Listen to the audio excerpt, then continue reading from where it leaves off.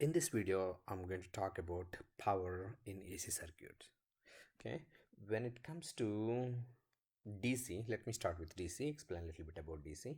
So, in DC circuit, we know that resistance is going to convert electrical energy into heat or light. So, here P equal to V times I. When it comes to the inductor, the behavior of inductor in DC in steady state is going to be just short circuit. Okay, it's just act like a closed wire in DC. When it comes to the capacitor, on the other hand, it's going to act like an open circuit um, once it is fully energized. I mean, in steady state, basically. So the inductor is going to act like a short circuit, and capacitor is going to act like a open circuit, so they won't consume any energy. Whereas when it comes to the AC circuit, the behavior of the actual behavior of inductor and capacitor is going to come into the picture. So the inductor in this case, what happens, what does it do? It delays the current. Okay, so if I draw the waveform, here is a voltage and here is a current. There is always some phase angle between the voltage and current. If it is a pure inductor, we know that angle is 90 degrees, but usually you don't see pure inductors. Same thing with the capacitor. Here is V and I. If you look at the capacitor, it opposes the rate of change of voltage. So basically current is going to go first, and then the voltage is going to go next. So here is voltage. Still there is some angle. If it is a pure capacitor, still the angle is 90 degrees here also.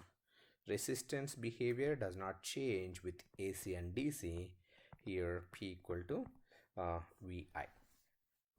Now, so here inductor and capacitor, they need some energy to run. So what kind of energy they use? So when it comes to the AC, power P equal to, there are three types of powers. One is called active power. Okay, active power is also called useful power. Okay, power which is useful. So active power formula is VI cos theta. I will talk about cos theta probably at the end of the video. This is in watt or kilowatt basically. Okay, so cos theta, here theta is angle between V and I. Theta is angle between V and I. Remember here, whenever it comes to the AC, we always talk about RMS values. So this V and I, both of them are RMS values. This is the active power. Okay, I'll talk about cos theta. Now, another important point is this is always consumed by the resistor. So resistor consumes this active power. This is always consumed by the resistor. Now the next one is reactive power. Reactive power is also called imaginary power. Okay. This is going to be Q.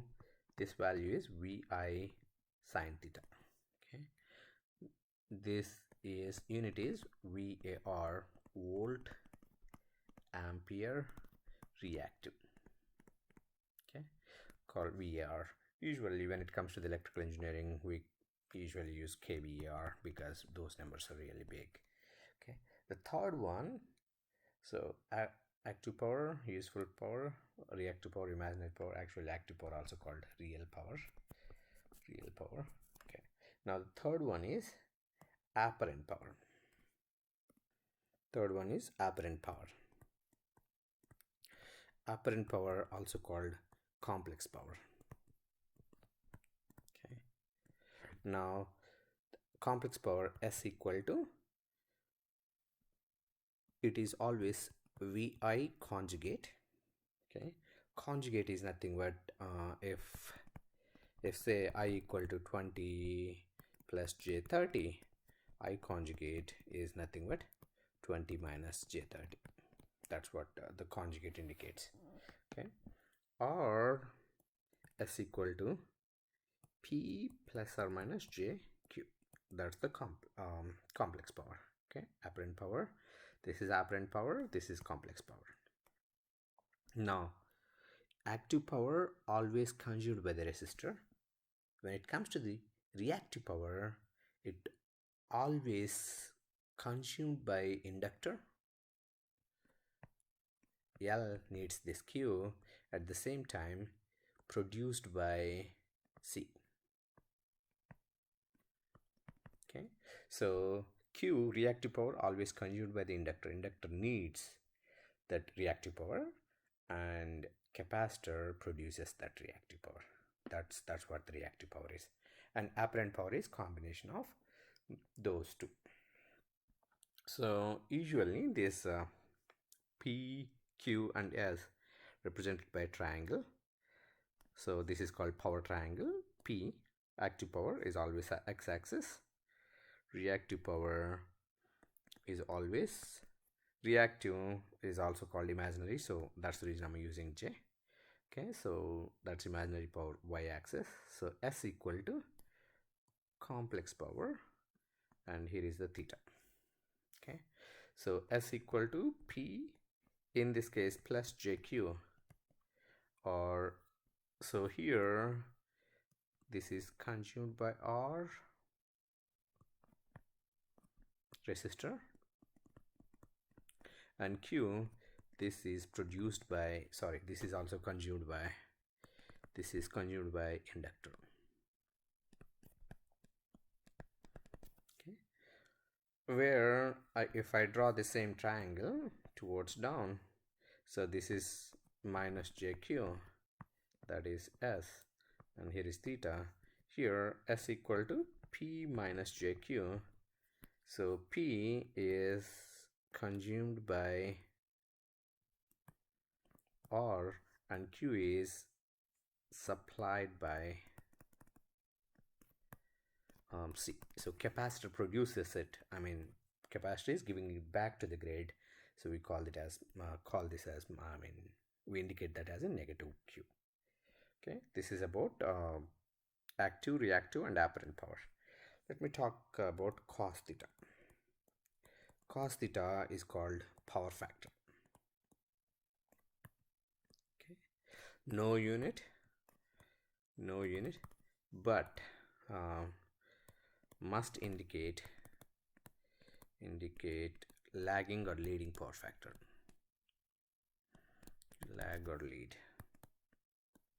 must indicate with lagging or leading. Power factor is always between 0 to 1, because cos theta value is between 0 to 1. This is excellent power factor, and 0 is bad power factor. Okay, so power factor is no units, indicated with lagging, leading, and it's between 0 to 1. Okay, so what is the significance of power factor? Why do we care for the power factor? Say for example, you have RL circuit. Okay, so as I mentioned, resistance consumes active power, it consumes reactive power. But if I draw a waveform, here is my voltage. Okay, now the inductor, it opposes the rate of change of current, so it will delay the current, but at the same time we have some resistance. So since it's not a pure L, the angle is going to be between 90 and 0. So say I is starting from here. This is my I. Okay, current waveform. Now what happened here? There is a phase angle created between I and V. Okay, that phase angle is going to come into the picture when the circuit consuming the power. Okay, so that's what the power factor is. So here theta is basically angle between V and I. So if it is a pure resistive load, what is cos theta? So if it is a pure resistive load, resistance, it does not oppose rate of change of current, it's just oppose the flow of current. So here is my V, here is my I. So there is no phase angle between V and I. So theta equal to 0, cos 0 is 1, so it consumes only active power. So P equal to Vi cos theta. So cos theta equal to 1, so P equal to Vi. If I have inductor, pure inductor, so it's a pure. So here it delays the current. Current is going to be delayed 90 degrees. So this is I, that's V. Now Q, if I take P equal to Vi cos theta. So theta here 90 degrees because it's a pure capacitor, sorry, pure inductor, angle is 90 degrees. So cos 90 is 0, so P equal to 0. But Q equal to Vi sin theta. So this value is going to be Vi. Same thing here, P equal or Q equal to Vi sin theta. This value is 0. So resistance does not consume any reactive power. At the same time, inductor does not consume any active power, a pure resistor or pure inductor. So inductor does not consume any reactive power. When it comes to the capacitor, same thing, the angle there also. So here is my V and here is my I. Here also 90 degrees angle between these two. Okay, so capacitor also does not consume any P. So here P equal to Vi cos theta. So theta is 90 degrees, so this value is 0. But Q equal to Vi sin theta. But here theta is minus 90 degrees because current is starting fast. So this is a negative Q. So basically a capacitive circuit is going to produce the reactive power instead of consuming reactive power. Now I'm going to show this to you by using a simple analogy. So here is a Coke bottle. Okay, it's a half filled. Say this Coke here is basically useful drink. Okay, so I'm going to take this as P. This is the useful power, active power. Okay, now this empty space, I don't have anything, so Q there is 0. So here P equivalent to apparent power. So this whole thing, I'm going to take this as S. Now when I shake it, what is happening there? Some of the active power is converting into reactive power. Okay, so into foam basically. This foam is nothing but the reactive power.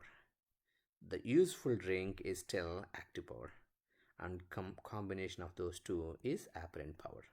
Now what happened here? Some of the active power is converted into reactive power. Now, can we able to drink the foam? No. Same way, reactive power is useless in the, I don't say useless, basically I would say it is not useful to produce heat or light, but that reactive power is needed to make the rotation, because as I mentioned, inductor consumes the reactive power. Okay, inductor consumes the reactive power. So to produce that magnetic field, whenever there is magnetic field, there is a rotation is going to be created. So to create that rotation, so all the motors, electrical motors, need this reactive power. But similar to the water flow, this water can flow easily in a river, but not the foam. Okay, if you have lots of water, little foam, that's easy to transport. Or if you have lots of foam and little water, no, that the foam is not going to move faster. So utility companies want you to wanted to supply this in the wires, not this, because if they supply this inside the wire, the power factor is going to go low. If the power factor is low, then they're wasting lots of energy inside the wires, okay, in the transmission. So what they do, most of our loads are inductive loads. Wherever you see rotating, your AC is inductive load, your refrigerator is inductive load, your washer is inductive load, not the dryer. Dryer produces lots of heat, so it's mostly resistive load. So but wherever you see a rotating part, it needs it needs that Q. Okay, so what they do, utility companies, they put the capacitor banks in the neighborhoods to produce or to supply that reactive power locally. Okay, so that's the active, reactive, and apparent power. Couple of more important points I forgot to write here. Cos theta, the formula for cos theta is R over Z. Okay, resistance over impedance, or P over S. P is the active power, S is the apparent power. This is the formula for cos theta. Okay, I'll stop this video here. We'll talk more about active, reactive, apparent power in the future videos. Thank you.